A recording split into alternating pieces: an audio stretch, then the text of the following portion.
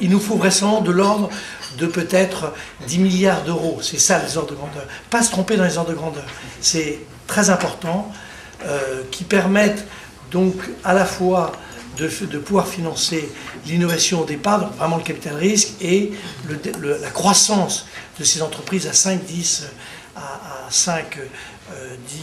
de 5 à 10 salariés pour des entreprises plus importantes. Alors, faut-il se tourner vers le système bancaire? Non. Dans le système bancaire qui est ce qu'il est, mais il sort d'une crise très profonde. Il est en réalité dans une logique qui fait que dans les 2, 3, 4 années qui viennent, on ne doit pas considérer que le crédit, c'est une raison qui me rend un peu pessimiste sur la sortie de crise aux États-Unis comme en Europe.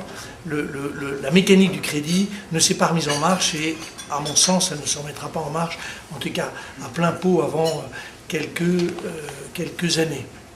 Comme les gouvernements n'ont pas l'air véritablement décidés de mettre l'épée dans les reins, j'ai peur que ceci ne soit pas le cas. En Europe, on s'aperçoit qu'à une exception de 2 ou 3 très grandes entreprises de technologie, il est très difficile de repérer des entreprises qui sont passées en gros 200 millions d'euros à 1 milliard d'euros.